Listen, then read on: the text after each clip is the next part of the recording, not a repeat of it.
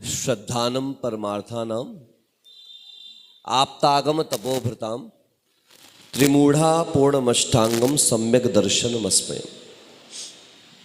कल चौथे नंबर के सूत्र को हमने देखा था, जहाँ पर विश्वास, आचरण और ज्ञान, इस प्रकार से पिछले सूत्र में रत्नत्रय का वर्णन करते हुए उसके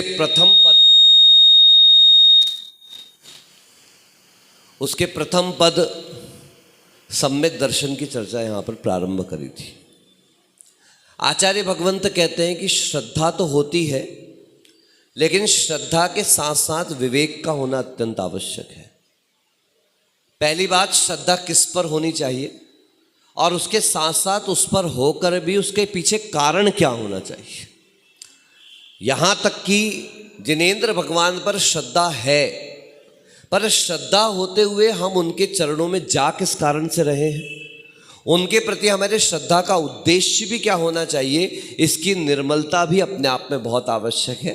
तभी आचार्य समंतभद्र देव ने यहाँ पर आप्त, आगम और तपोभृत, इन तीनों के सामने परमार्थ शब्द का प्रयोग किया है। यहाँ पर स्वार्थ शब्द का प्रयोग नहीं किया। किस शब्द का प्रयोग किया?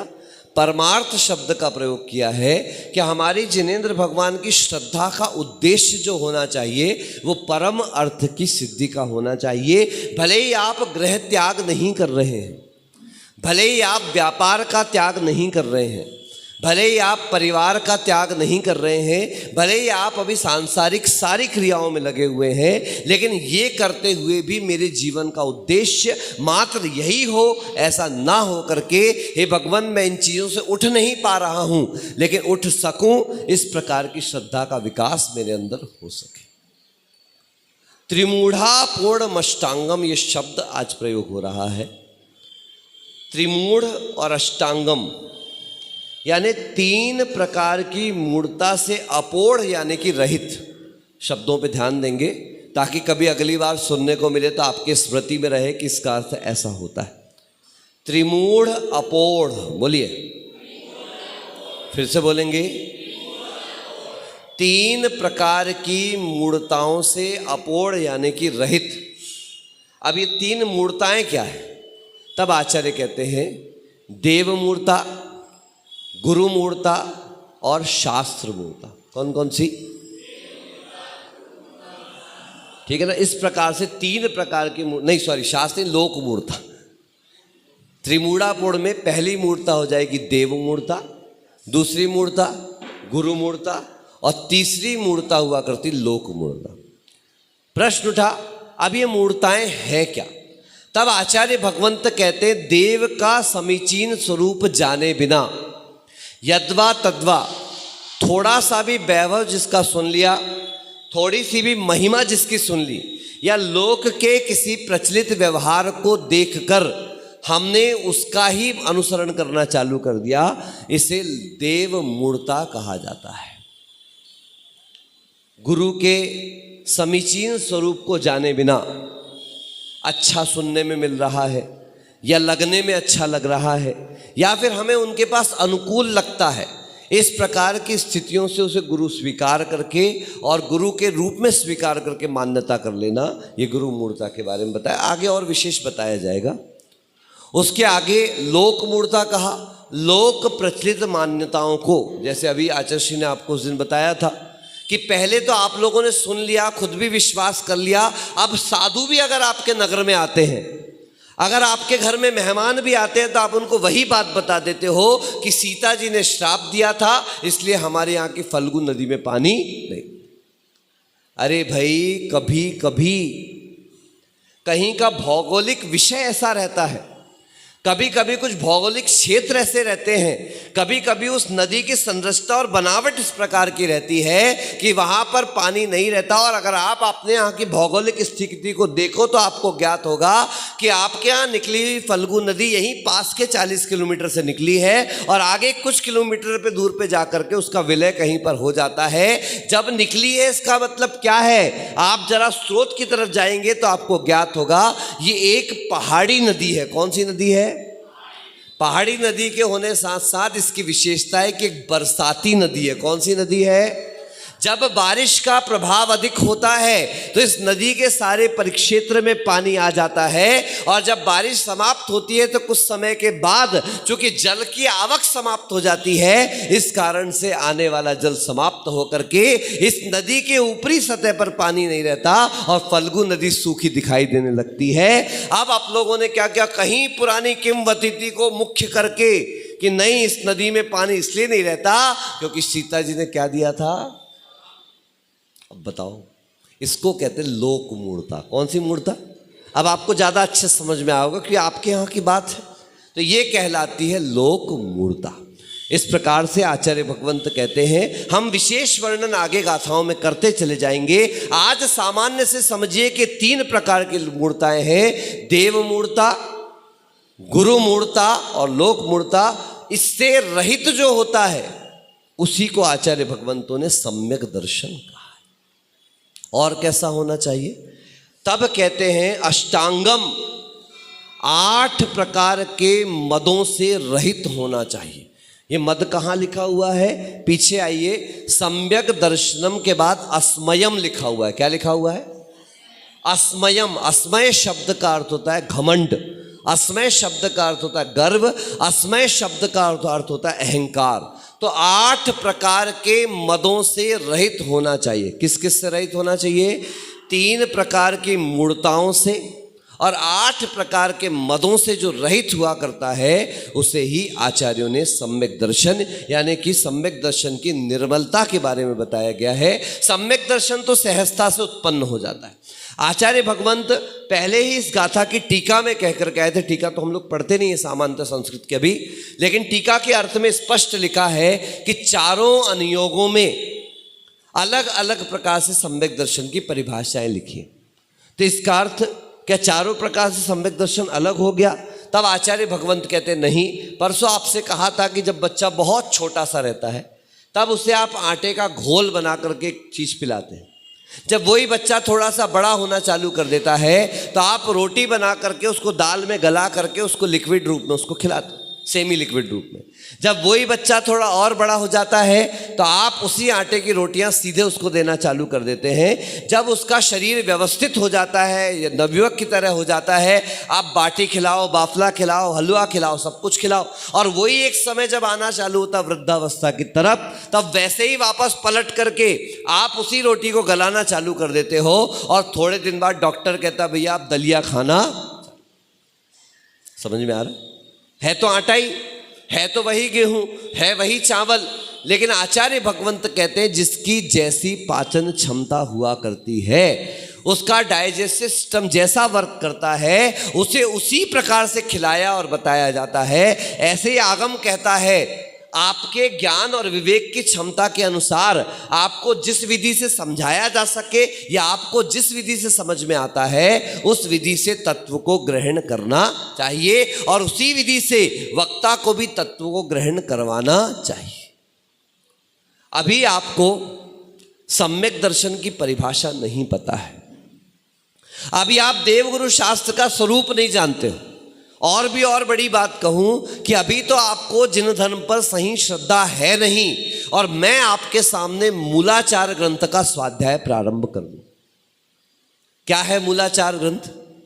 मूलाचार ग्रंथ में मुनियों के आचरण का वर्णन किया और ऐसे आचरण का वर्णन किया है कि अगर आप देखेंगे हम लोगों को, तो हम माइक पर बोल रहे हैं तो आपको लगेगा मुनियों को तो माइक पर बोलना ही नहीं चाहिए।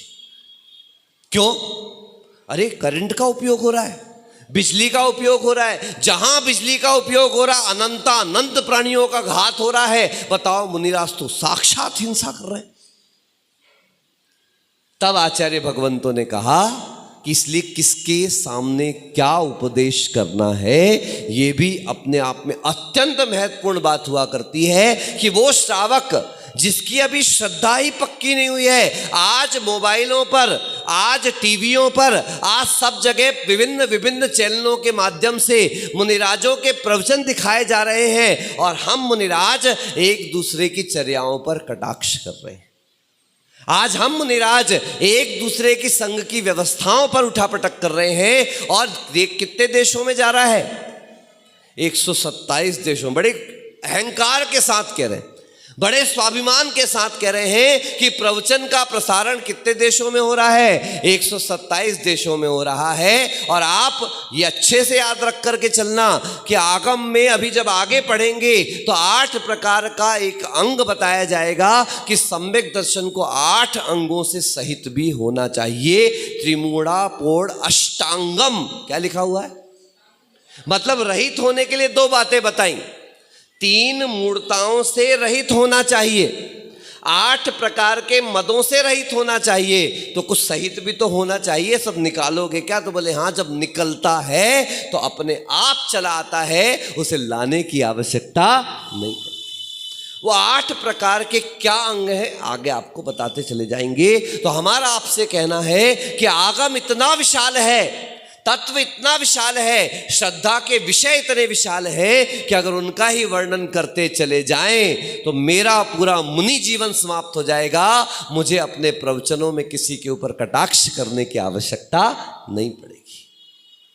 मैं अपनी बात करूं, मैं तत्व की बात करूं, मैं आचार्य समंतभद्र की बात करूं, मैं आचार्य की कुंद की बात करूं, लेकिन करते हुए भी ये बात करूं। पंडित रतन चंद जी जैन, आपने शायद नाम सुना हो, इंदौर के पंडित जी रतन चंद थे। कुछ वर्षों पूर्व उनसे मिलना हुआ और चर्चा हुई। बड़ी श्रद्धा के साथ सब मुनियों के चरणों में जाते हैं, बैठते हैं, नमस्कार करते हैं। जहां मत, मान्यता और पंथ की दृष्टि है तो वो निश्चित रूप से उस पंथ परंपरा को मानते हैं जो उनकी व्यवस्था के हिसाब से वो जानते रहे। लेकिन सभी का सम्मान करके चलना, सब संतों का आदर करना, अभी उनकी समाधि संलेखना इंदौर में भी संपन्न हुई। जब उनसे मिलना हुआ, आज भी हम उनका सम्मान इसलिए करते हैं कि आगम ज्ञान के साथ साथ उसका प्रायोगिक ज्ञान भी उनके पास था। जब बात चली और मूलाचार की बात करी तो उन्होंने बड़े प्रेम से कहा, महाराज ये लोग, जब समाज के लोग जब बाइक खरीदने जाते हैं ना, तो बाइक खरीदते समय उसके इंजन की नाप देख लेते हैं।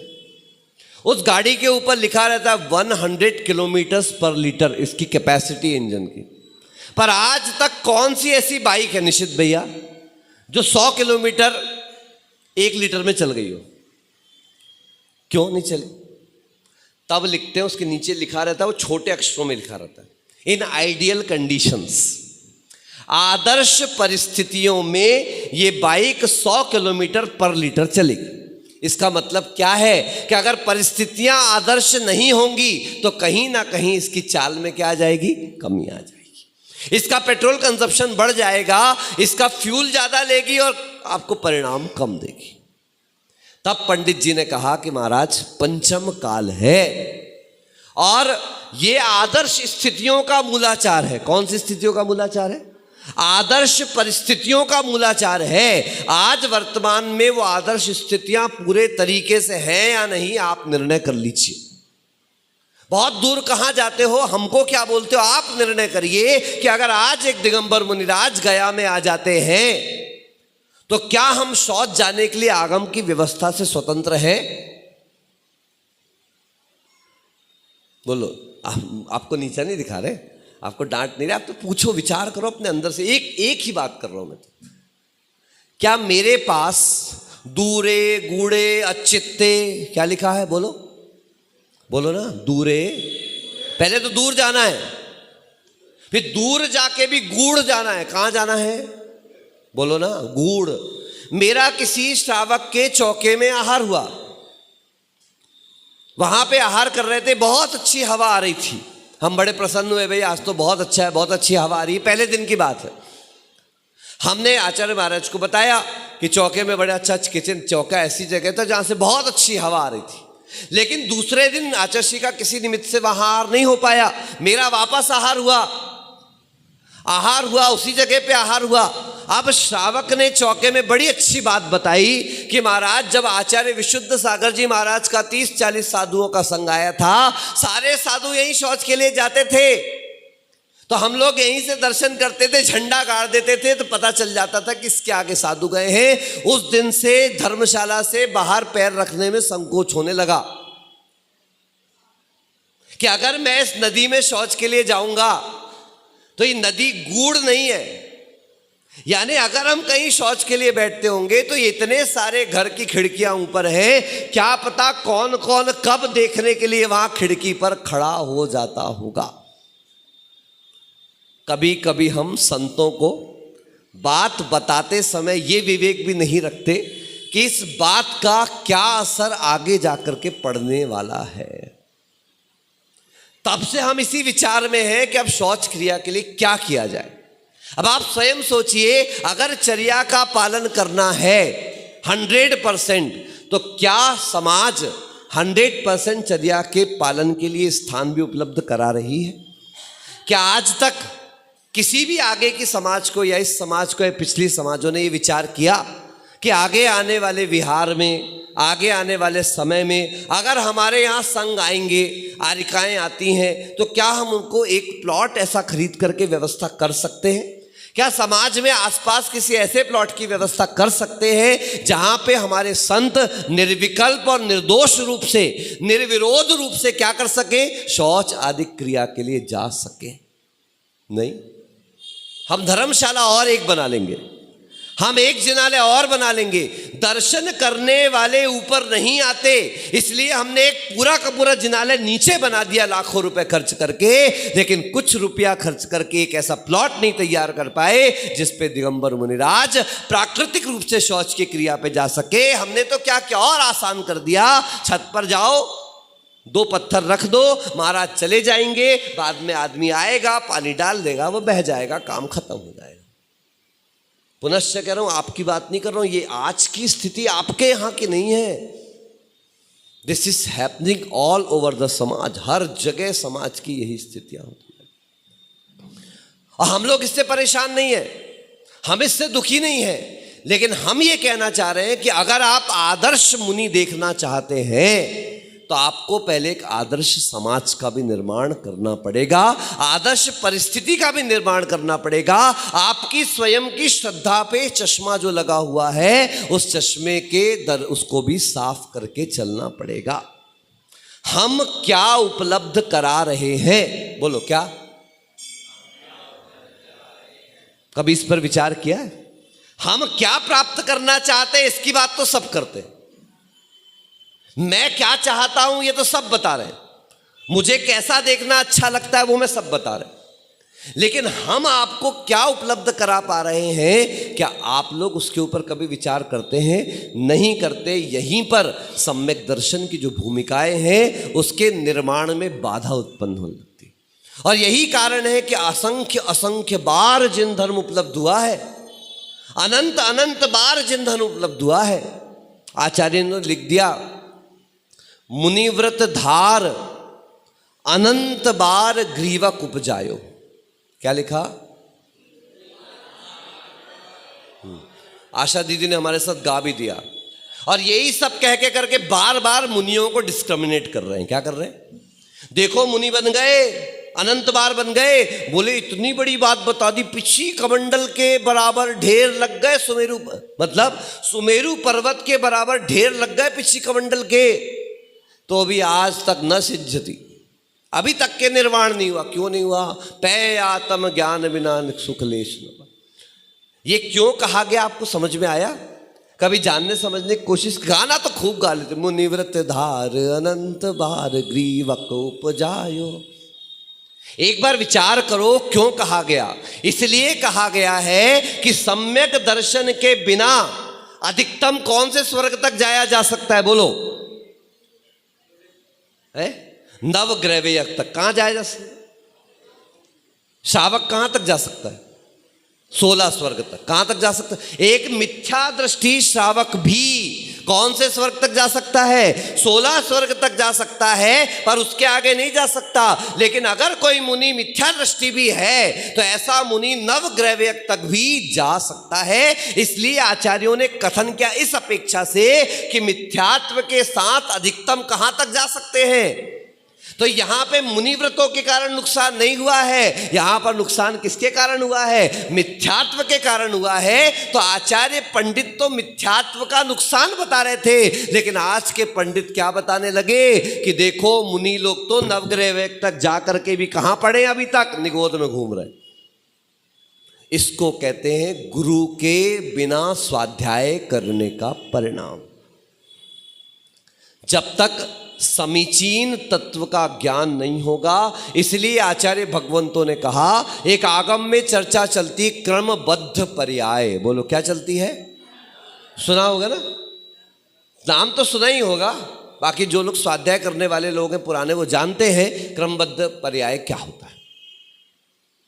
लेकिन आज तक उस क्रमबद्ध पर्याय के कारण ही कई लोग सही तत्व से ही दूर हो गए, क्योंकि वो क्रमबद्ध पर्याय की चर्चा करने वालों के पास बैठने लगे और वहां बैठ करके पता चला कि भाई समय जब आएगा तब सब कुछ हो जाएगा, करने की जरूरत। और इसका परिणाम क्या निकला? लिए लिए लोगों ने व्रतों को छोड़ना चालू कर दिया। ये सब तो जड़ की क्रिया है, मूल गुणों का पालन करना। ये सब तो शरीर की क्रिया है, शरीर का है। एक बार आचार्य महाराज के पास कोई पंडित जी बैठे चर्चा कर रहे थे, सामायिक का समय हुआ तो आचार्य महाराज ने कह दिया कि भैया अब हमारी सामायिक का समय हो गया। तो पंडित जी कहते हाँ अब महाराज की द्रव्य सामायिक का समय हो गया। क्या हो गया? मतलब अब महाराज शरीर से सामायिक पर बैठेंगे। सोचिए, क्या ऐसे तत्वज्ञानी किसी प्रकार के सही तत्व को कभी पकड़ पाएंगे? इसलिए आचार्य कहते हैं भैया क्रमबद्ध पर्याय की चर्चा को छोड़ो, पहले क्रमबद्ध स्वाध्याय कर लो। क्या कर लो? बोलो। इसीलिए क्रम होना चाहिए स्वाध्याय का। सर्वप्रथम प्रथमान योग बताया, जो आपको 3 दिन पहले कहा था। प्रथमान योग से फिर करणान योग में आए, करणान योग से चरणान योग में आए, और तब कहीं जाकर के आचार्य भगवंत कहते हैं जिसे कर्म सिद्धांत का ज्ञान हो, अच्छा जिसे आचरण मार्ग के ऊपर नीचे का ज्ञान हो, प्रतिमा आदि के स्वरूप का ज्ञान हो, कर्म की किस प्रकार की बंद उदय सत्ता की व्यवस्थाएं हैं उसका ज्ञान हो, तब जाकर के उसे द्रव्यान योग यानी समय सार आदि ग्रंथों का अध्ययन करना चाहिए। समय सार के अनुसार मैं मुनि नहीं हूं। क्या? समय सार भगवान कुंद देव के ग्रंथ के अनुसार मैं मुनि ही नहीं हूं। अभी क्यों? क्योंकि उसमें लिखा है मौनम मुनि। क्या लिखा है? हर लुट गए हम तो पूरे के पूरे। अब कोई पढ़ के आ गया मौनम मुनि, ये दोनों आज तो बोलते हैं, ये तो मुनि नहीं है। वो ही देख के जाएगा, वही सुनेगा, पर उसको सिखाया नहीं गया अभी आचरण मार्ग में आओ, भावना ग्रंथ पढ़ो तो पता चलेगा। ब्रुवन्नपि हीना ब्रूते। मुनि तो ऐसे होते हैं ब्रुवन्नपि, बोल रहे हैं पर नहीं बोल रहे हैं। ये क्या बात हुई? क्या बोला? बोलते हुए नहीं बोल रहे। ब्रुवन्नपि नहीं ब्रूते, गच्छन्नपि न गच्छति। चलते हुए भी बोलो ना। ये महाराज जी हमको समझ में ही नहीं आ रहा। तब कहते तीसरी पंक्ति सुनो, स्थिरी कृतात्म तत्वस्तु, जिसने अपने आत्म तत्व को स्थिर किया है, मन को कंट्रोल किया है, पश्यन्नपि न पश्यति, वो देखता हुआ भी नहीं देखता। वो वही देखता है जो उसको देखना है, अन्यथा देखता नहीं। वो आप उनके पास आते हो, बात करते हो, चर्चा करते हो, आपसे कर लेते हैं, आप जाते हो, आपके कमरे से निकलने के पहले आप उनके दिमाग से निकल जाते हो। क्या कहा? आप कमरे से बाद में निकलते हो। आप बोलो, कमरे से बाद में निकलते हो, आप हमारे दिमाग से पहले निकल जाते हो। अगर हम आपको दिमाग में रखकर बैठने लगे तो याद रखना ये दिन भर की सारी मेहनत। इसीलिए एक बहुत अच्छी बात है दीदी, एक वो हुए हैं अपने टॉल्स्टॉय, बहुत अच्छी बात कहते हैं। अपन रात को उठे क्या करते हैं? सबसे पहले पहला काम दिगंबर मुनिराज का, रात को उठो स्वाध्याय करो। लेकिन रात का स्वाध्याय पढ़ने वाला स्वाध्याय नहीं है। रात का स्वाध्याय कौन सा है? स्मरण करो, चिंतन करो, अनुप्रेक्षा करो। अब बोले स्वाध्याय कर लिया, अब प्रतिक्रमण करो। रात को सो तो रहे थे हम लोग, बोलो रात को प्रतिक्रमण क्यों करो? सुबह उठ के सो ही तो रहे थे ना। क्या पता सोते समय क्या विचार किया हो, क्या पता सोते समय निंद्रा में कौन कौन से स्वप्न कैसे कैसे देखे हो। उठ करके सबसे पहला काम क्या बता दिया? स्वाध्याय। स्वाध्याय के तुरंत बाद क्या कहा? प्रतिक्रमण। पहले प्रतिक्रमण क्यों नहीं किया? तो कहते स्वाध्याय करने से रिफ्रेश हो जाओगे, नहीं तो उठते ही साथ क्या होता है?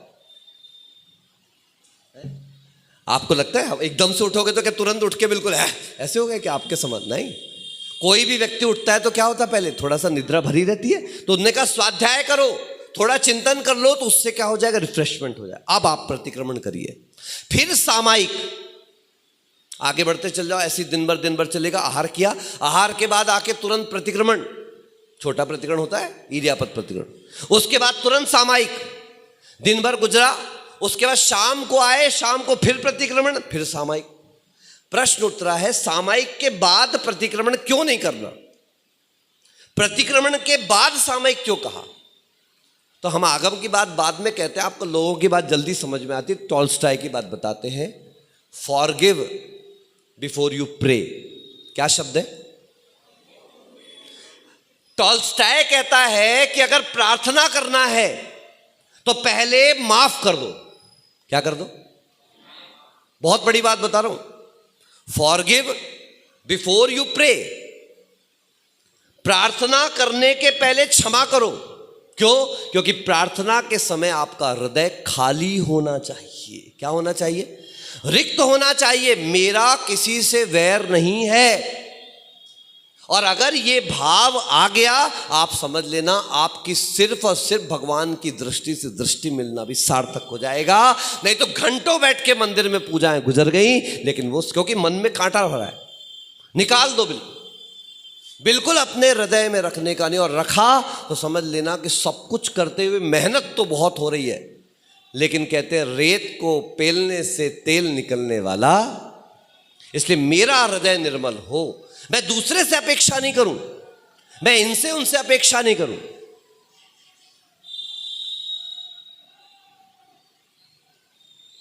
मेरी अपेक्षा किससे होनी चाहिए? स्वयं से होनी चाहिए। मैं फॉरगिव, मैं क्षमा करूं। अगर मैंने क्षमा किया, संप्रेषण पहुंचता है। क्या होता है? अगर मेरे अंदर नेगेटिविटी होगी तो उसका भी संप्रेषण पहुंचेगा। अगर मेरे अंदर भावनाएं पॉजिटिव हैं तो उसका संप्रेषण सामने वाले तक अपने आप पहुंच जाएगा, और धीरे से उसके भाव भी क्या हो जाएंगे? चलो बात। अब देखिए, संसार है, जब तक मुक्ति नहीं होना है तब तक उठापटक चलती रहेगी। लेकिन उठापटक कर्म की चलती रहे, हमको भी उस कर्म से लड़ते हुए अपने आप को बार बार तैयार करना पड़ेगा। बंधुओं, कितने सारे लोग रोटियां रोज बनाते हैं, बोलो बनाते हो कि नहीं बनाते? फिर भी जितनी महिलाएं बैठी हैं, हमारी छाया दीदी बहुत एक्सपर्ट है, स्वादिष्ट भोजन बना लेती, सब बहुत अच्छा, सब कुछ खूब तारीफ करूं 1 करोड़ बार। लेकिन दीदी की एक कमी है, बोलो क्या? कि जब रोटी बनाती है तो पहली रोटी खराब होती है? क्यों? जितनी महिलाएं बैठी हैं सब में सेम कमी है कि नहीं? बोलो। मैंने भी बहुत रोटियां बनाई साहब, हॉस्टल के 4 सालों में 2 साल रोटियां ही बेली है मैंने। बताओ, जितनी महिलाएं हैं पहली रोटी कौन सी? बोले गाय की। ये बनियों की होशियारी है। सबको पता है पहली रोटी कड़ी बनेगी, अभी गैस चेक हो रहा है, तवा चेक हो रहा है, अभी आटा चेक हो रहा है, तो पहली रोटी कड़री कड़री बनती है। इस कारण हम बनियों ने क्या किया? अपनी बुराई क्यों बताए, अपनी कमी क्यों बताए? तो कह दिया पहली रोटी किसकी? मतलब कितना भी निष्णात व्यक्ति क्यों ना हो, जब पहला कदम रखता है तो कहीं ना कहीं वो लड़खड़ाता अवश्य है। इसलिए सावधान, हमको कहा पहले माफ करो। हर व्यक्ति में कहीं ना कहीं कुछ कमी हुआ करती है, कभी कर्म से हो जाती है, कभी हमारा पुरुषार्थ गलत हो जाता है, कभी वातावरण के निमित्त से हो जाती है, और उसी को करके आगे बढ़ते चलो। एक दिन ऐसा आएगा कि 100 से 50 होगी, 50 से 25 होगी, 25 से कभी 5 बचेगी, और कोई एक दिन वैसा भी आ जाएगा जब तुम्हें शैलेश बनने में देर नहीं लगेगी।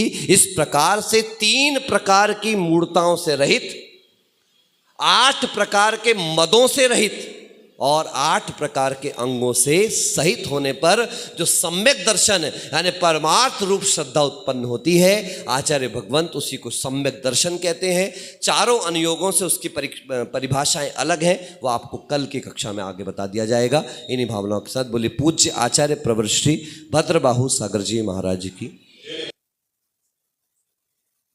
जय।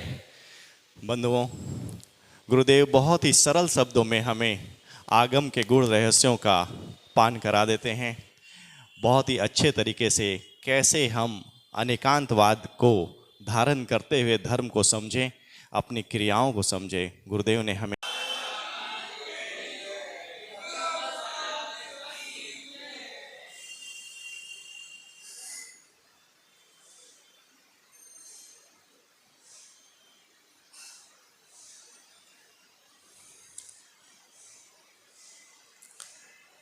अनंत स्वरूप को जानने से पहले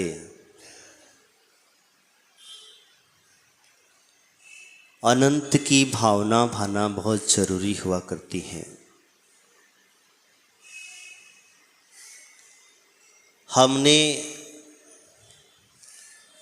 अभी तक अपने स्वरूप का ज्ञान नहीं कर पाया और हम इसी कारण से संसार में परिभ्रमण करते रहे। सबको जाना,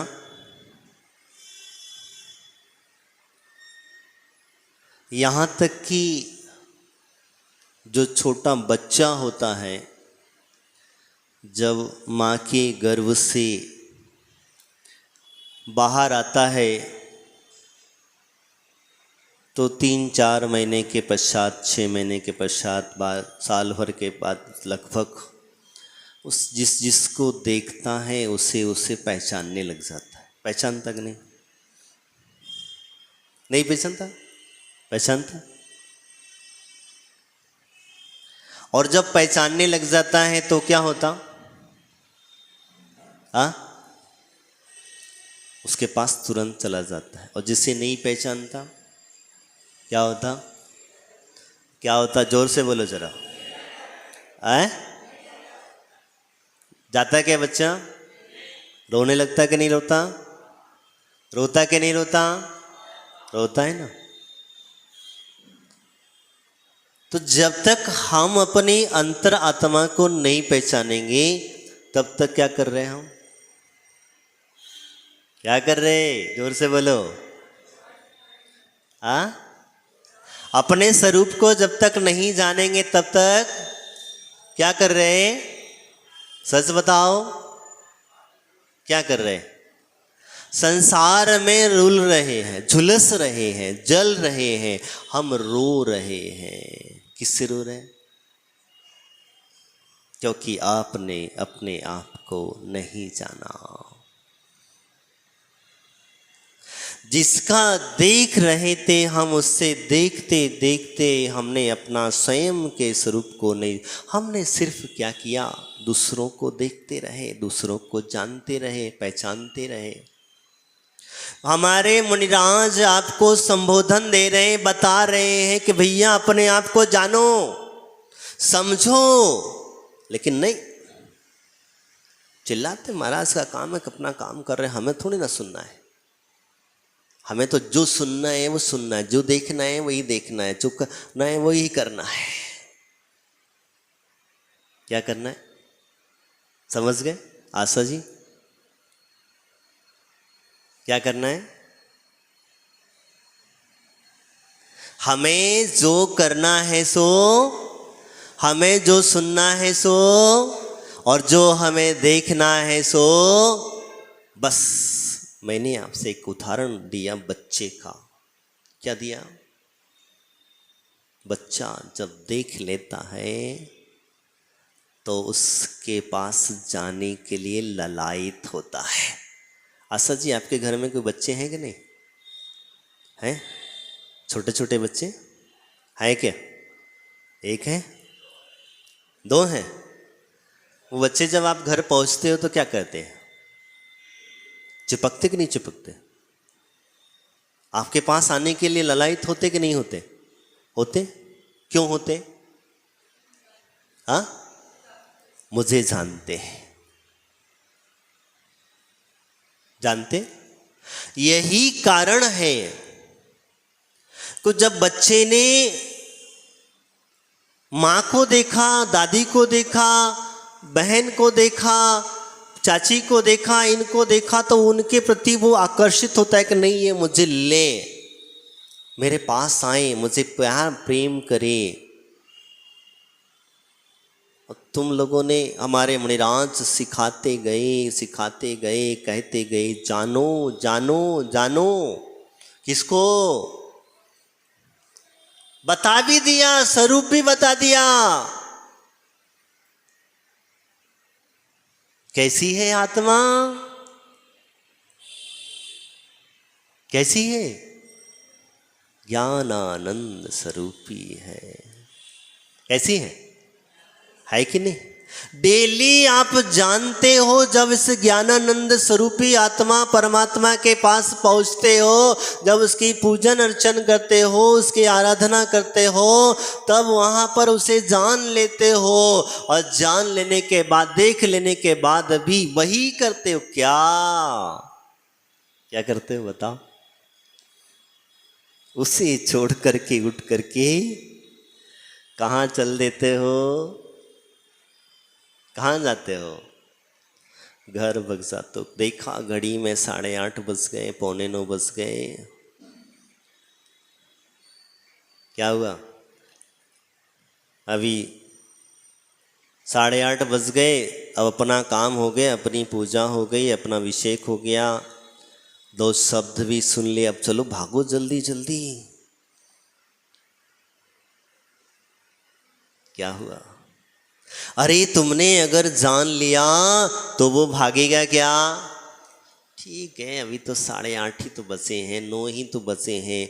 अभी बड़े छोटे महाराज का प्रवचन हुआ, फिर थोड़ी बाद बड़े महाराज का प्रवचन होगा, फिर थोड़ी देर बाद आहारचर्या होगी, आहार भी दे लेंगे, 11:30 बजे तक पहुंच जाएंगे। क्या काम करना है बताओ?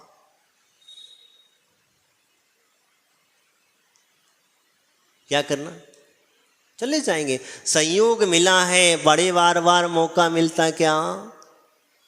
लेकिन गया वाले तो बड़े पुण्यशाली हैं, हर साल किसी न किसी का संयोग मिल जाता है। पुण्यशाली हो तो इसका मतलब ये नहीं है कि तुम अपने पुण्य का दुरुपयोग करना, अपने पुण्य पर अहम को धारण करना। तुम पुण्यशाली हो तो इसका मतलब ये है कि पुण्यानुबंधी पुण्य की व्यवस्था कर लेना। क्या करना? पुण्यानुबंधी पुण्य की व्यवस्था। पुण्य का संयोग मिला है, पुण्य से गुरु मिले हैं। किससे मिले? पाप से कि पुण्य से?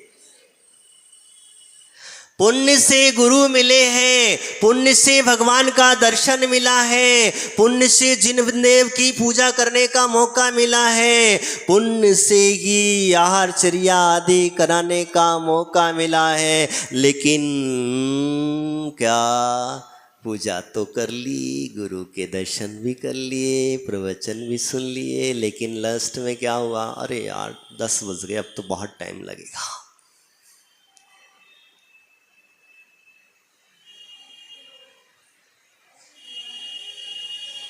ना, यही तो चीज है। हमने अपना कार्य किया, अपना चलते बने, यानी कि आपने अभी उनको पहचाना ही नहीं है। मैं ये नहीं कहता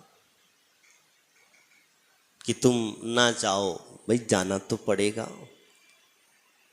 लेकिन सहयोग मिला। जितना खजाना भर के रख सकते हो उतना रख लो। समुद्र के किनारे गए हो और आपको पता चल जाए कि समुद्र के अंदर में रत्न ही रत्न भरे हुए हैं, तो क्या करोगे? खाली हाथ लौट के आओगे? महाराज जी कौन सा देश का नाम बताया जहाँ पर बड़े बड़े सुंदर सुंदर रत्न में समुद्र के बाहर निकल के? अंडमान, भारत का ही देश। महाराज जी बताए थे वहाँ सुंदर सुंदर क्या पत्थर मिलते हैं, तो तुम ऐसा हो सकता है कि वहाँ से डाल के ना लाओ?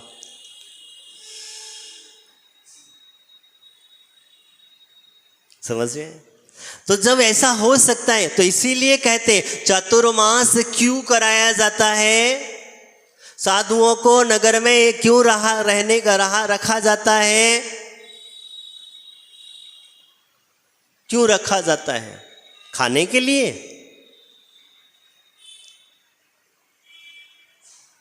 खाने के लिए रखा जाता है क्या? नहीं। श्रावक अपना पुण्य का संचय कर सके, अपना पुण्य को बढ़ा सके, जितने साधु के साथ धर्म ध्यान साध कर सके, इसके लिए रखा जाता है। साधु को खाने की चिंता नहीं है, क्योंकि जब साधु बना था उसी समय पर उसने घर का विकल्प छोड़ दिया था, खाने का विकल्प छोड़ दिया था उसने उसी दिन। तुम खिलाओगे, प्रेम से खिलाओगे, नवदा भक्ति से खिलाओगे, तो तुम्हारे घर आएंगे खाने के लिए। नहीं तो हम तो चले, भले ही पंचम काले, आज भी चर्या चतुर्थ काले वाली ही पालते हैं। जो चतुर्थ काल में नियम था, साधु चर्या भ्रमण के लिए जाता था और उसे समय नियम मिला, वो खाया, नहीं मिला तो लौट करके पुनश्च पहले वो जंगल में चला जाता था, गुफाओं में चला जाता था, और आज वो अपने जहाँ स्थान तुम दे देते हो वहाँ पर, क्योंकि कहा गया जंगल में जाने के लिए निषेध कराए, गिरी के अंदर गुफाओं के अंदर आदि तपश्चर्या करने के लिए साधु को निषेध किया है। पंचम काल है, हुंडा औषणी काल है, आप वहाँ नहीं रह सकते। कहाँ रहना पड़ेगा? मंदिर आदि की व्यवस्था कई, धर्मशाला आदि की व्यवस्था कई, तो ऐसी व्यवस्थाएं बताई, करना पड़ा। ऐसी चीज़ें समाज के पास रहना, दूर नहीं रहना। भले ही सब मंदिर गांव के बाहर कोई जैसे मंदिर है, कोई धर्मशाला है, या गांव के बाहर कोई ऐसी जो व्यवस्था है जहां पर साधु का धर्म ध्यान में किसी प्रकार की बाधा नहीं होती है, सुरक्षित दृष्टि अगर होती है, ऐसी जगह पर रहने के लिए हमारे आचार्यों ने कहा। तो मैं आपसे चर्चा कर रहा था अपने स्वरूप को जानने की। तुम्हारा स्वरूप है क्या? तुम आज तक जाने नहीं, और नहीं जानने का रीजन यही है कि हमने क्या किया? 56 प्रकार के भोग सामग्री परोसी गई। भोजन के सामग्री कोई भी हो, आखिर वो जाएगी तो पेट में ही। तो तुम उसमें से क्या क्या वसूल खाओगे? क्या क्या खाओगे? जो अच्छी अच्छी लगेगी वही खाओगे, दूसरी खाओगे क्या? लेकिन उसका स्वभाव हमें पता नहीं है कि अगर हम इसमें से सभी चीजें खा लेंगे तो वो सारी की सारी चीजें हमारे शरीर को स्वस्थ करेंगी, और उसमें से अगर एक चीज, दो चीज, चार चीज खा करके जाएंगे तो पूरा जो विटामिन्स, मिनरल्स, जो जो चीजें सामग्री मिलना चाहिए थी वो सब मिलेंगी क्या? शरीर स्वस्थ होगा क्या? जैसे आप 6 रस खाते हैं, 6 रस जानते हो ना? कौन कौन से?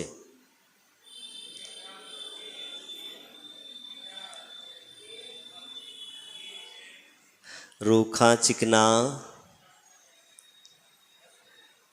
नहीं, खट्टा मीठा। कैसा करते हो? मुझे पता नहीं इसलिए पूछ रहा हूँ। खारा, तीखा नहीं है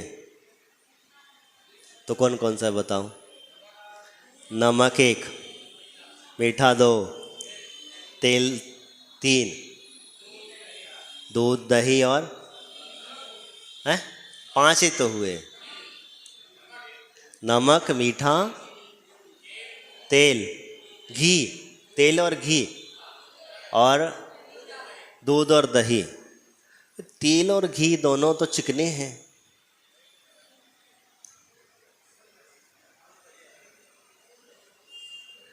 दूध, दही और घी, घी, तेल, नमक और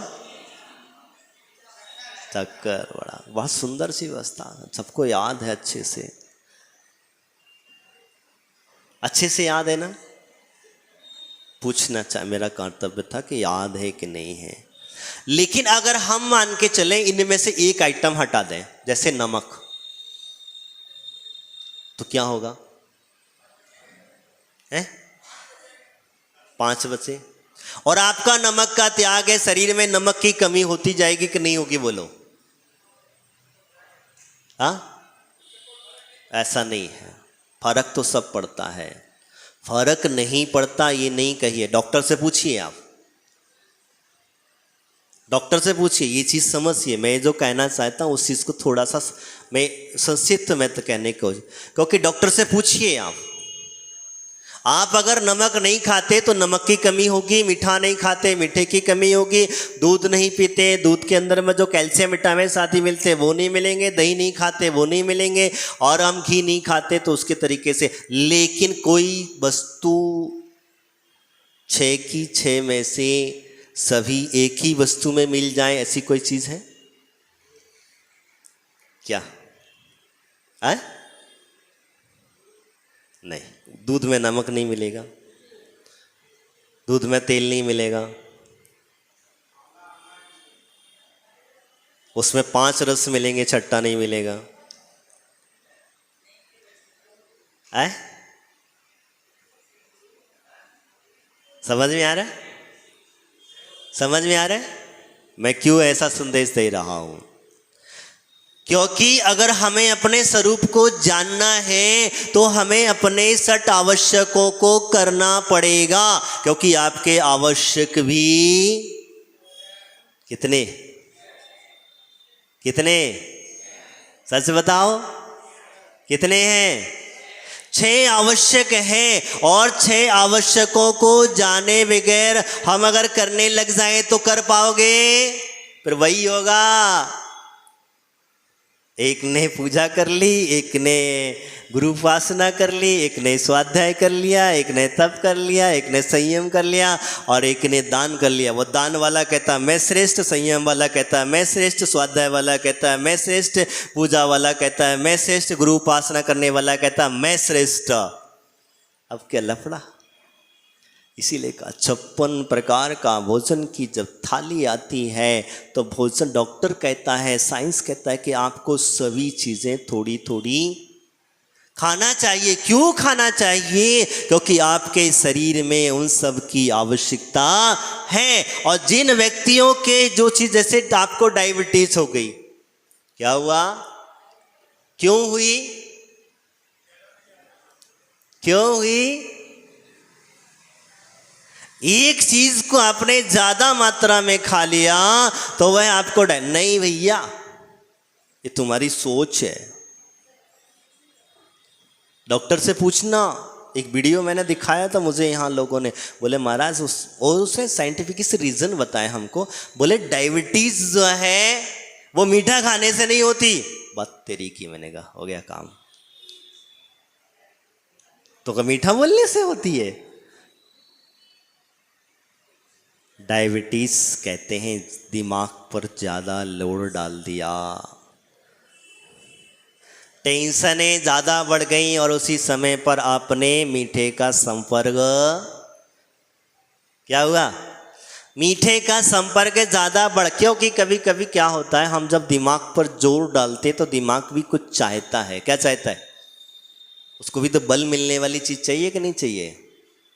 आपको जब कभी चक्कर आता है तो सबसे पहले क्या पिलाया जाता? चक्कर कहाँ से आता? शरीर में आता कि दिमाग में?